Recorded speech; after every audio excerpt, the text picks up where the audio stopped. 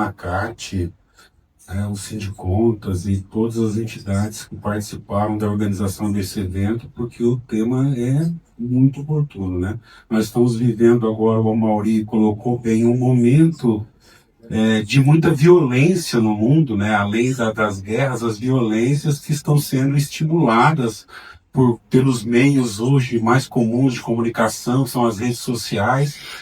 Isso aí acaba expondo, né, uma face da humanidade que está acabando por promover esse tipo de violência, né? Não só violência contra a mulher, mas contra as minorias, mas trazendo hoje para o tema da violência, essa dualidade que nós vivemos, né, das mulheres ocupando tantos espaços importantes, demonstrando a sua capacidade, né, a sua competência. Nós tivemos agora recentemente a doutora Tatiane Sampaio, coordenadora daquele projeto que desenvolveu aqui um biofármaco que pode trazer, né, a capacidade de se locomover, de andar, pessoas que tiveram lesão de coluna, né, medular, que tiveram lesões e que estão há anos, né, ocupando ou, né, ficando acamados ou numa cadeira de rodas e tem a oportunidade de talvez voltar, inclusive, a andar.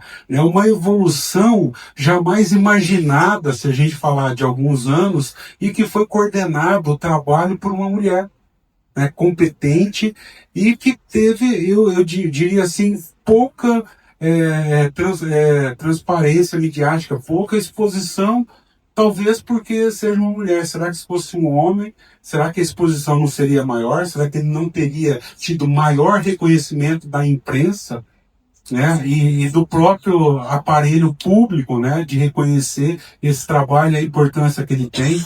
Então, ao mesmo tempo que a gente vê essa evolução das mulheres em todos os campos, a gente vê num contrassenso, numa dualidade, esse retrocesso em relação à violência. Talvez a exposição seja maior, a denúncia seja maior, né? Mas a gente sabe, sim, que a violência tem sido estimulada pelos meios de comunicação, não digo os meios oficiais, mas nas redes sociais. Está evidente que esses grupos estão crescendo. Esses grupos que disseminam a violência contra a mulher, contra, né, os homossexuais, contra até crianças. Nós tivemos um caso recente agora de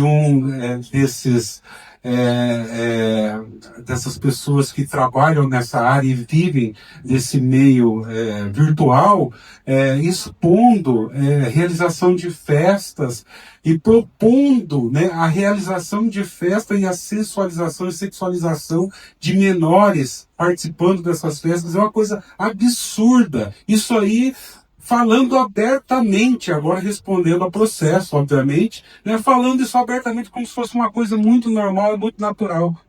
Isso aí traz uma preocupação muito grande, porque a gente vê, eu vou contar aqui duas historinhas rápidas, né, de violência.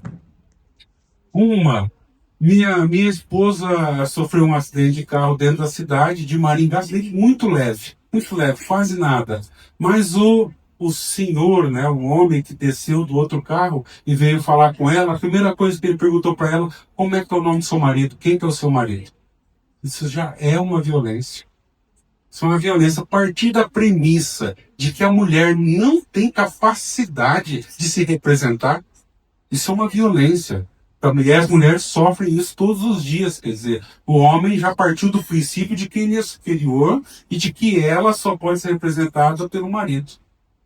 Né? Então, uma coisa interessante. Outra coisa muito interessante, algumas colegas de trabalho aqui do Fisco do Paraná, eu sou vice-presidente da PUC, mas sou paranaense, que faço parte da carreira de autoria fiscal. Umas colegas aposentadas faziam um trabalho social com crianças assim na faixa de 9, 10, até no máximo 12 anos, e alguns eventos também a gente reunia essas crianças para fazer uma festa, alguma coisa.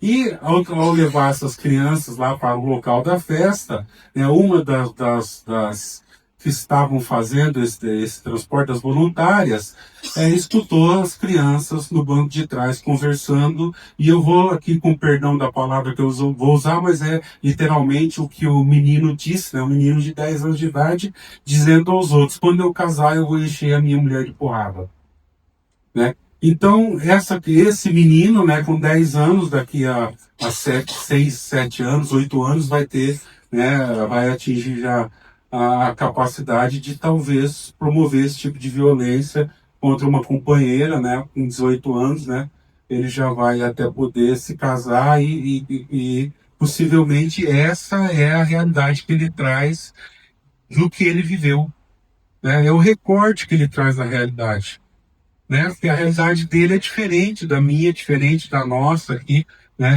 É o recorte que ele traz, e isso faz parte daquele processo de educação, de tentar lá na infância talvez educar para que a gente tenha. Agora nós vamos lutar para tentar mudar o presente, mas que a gente consiga talvez também tentar mudar pelo menos o futuro, transformar as nossas crianças em pessoas melhores, transformar os nossos homens em homens melhores. Porque, basicamente, a violência parte do homem, né? Outro dia eu vi uma dessas também influenciadoras aí das redes sociais, que discordo, né? Em tudo que eu vejo dela, eu acabo discordando, mas esse foi o que eu mais discordei, que ela disse que as mulheres estavam com muito mimimi, que os homens sofriam 11 vezes mais violência que as mulheres. Para cada mulher agredida ou violentada ou assassinada, tinha 11 homens, né? Só que ela esqueceu de dizer que os 11 homens, 99,9999%, são agredidos, né, sofrem violências por parte de outros homens também. E as mulheres, né, em 99% das vezes, são agredidas por homens também. Então a violência parte basicamente do homem. Então nós temos que formar uma sociedade de homens melhores. De homens melhores, que homens que entendam que as mulheres merecem respeito, que as mulheres merecem cuidado, que as mulheres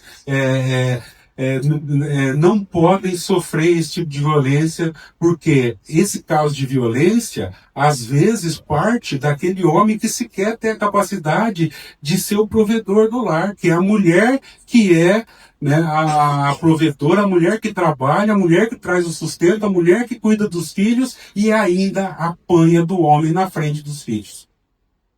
Né? Então veja, não é o homem aquele homem tradicional que fala: não, eu sou o provedor, a mulher não pode me dizer não, mas então a boa parte ainda dos que praticam a violência ainda são aqueles que sequer têm a capacidade de serem os provedores do lar. A mulher é que faz esse papel também, e que não quer dizer que isso aí seja errado também, né? Se entender que a mulher, nesse caso, está em condição de fazer, ela tem que fazer mesmo também o papel da mulher, já que ela pretende ocupar espaço na sociedade. E ao homem cabe respeitar isso aí também, né? E de alguma forma, ajudar no que ele puder.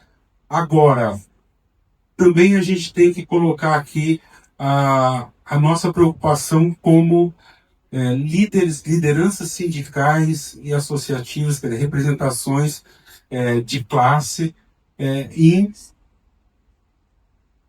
possibilitar de alguma forma e ajudar as mulheres a ocuparem também o espaço nas suas entidades sindicais. Eu falo isso porque o meu sindicato de base hoje é um sindicato com uma diretoria enxuta, com 6 diretores, mas nós temos lá o presidente, mais 5 diretores e apenas uma mulher, né? Na pública, a gente está também tentando buscar estimular a participação das mulheres. Aqui nós temos aqui diversas colegas que fazem parte da pública também, a Carmen, a Vládia, que eu vi agora há pouco aqui, estava a própria Elis, que foi homenageada também, né? Tá lá, faz parte, as duas lá, a Vládia e a Elis, e diversas colegas, me perdoa, eu esqueci, Sofia, né? A gente até teve junto lá em Brasília, agora recentemente, mas eu estou lidando com tantas pessoas que às vezes também acabam esquecendo o nome.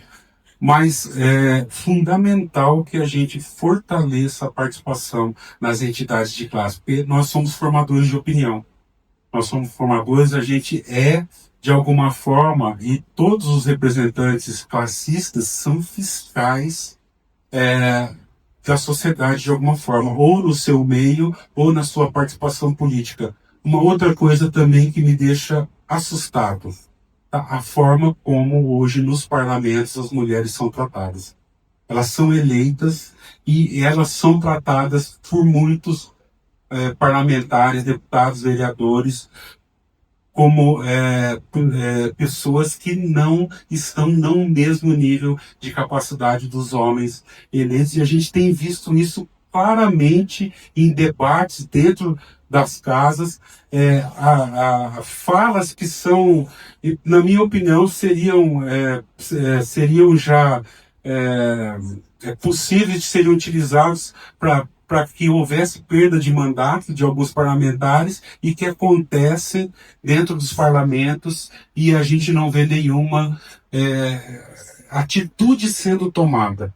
Quer dizer, os homens estão assistindo isso aí e eles estão passando a mão na cabeça, estão colocando panos quentes em comportamentos que acabam, de alguma forma, afastando algumas mulheres da participação mais efetiva, justamente porque existe esse tipo de violência, que não é uma violência física, às vezes quase chega a violência física, né? E a gente chegar ao ponto de ver um parlamentar dizer a uma outra parlamentar que não vai estuprá-la porque ela não merece, né? Eu acho que isso aí é o limite da violência, né, até chegar ao ponto da violência física. E é uma autorização para que outros façam. Porque se ela merecesse, então ele faria.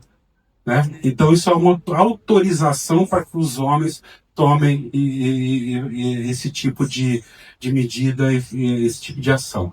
Então nós precisamos nos atentar e cobrar dos parlamentos medidas efetivas para combater esse tipo de assédio dentro dos nossos parlamentos. Porque se dentro do parlamento, onde deveria imperar a democracia, o respeito, né, o social, a gente vê acontecer esse tipo de coisa, o que a gente vai esperar de que aconteça na nossa sociedade, sobretudo nas nossas classes mais carentes, as pessoas que têm menos acesso à informação e têm menos conhecimento de qual é o seu lugar e qual é a sua importância na sociedade.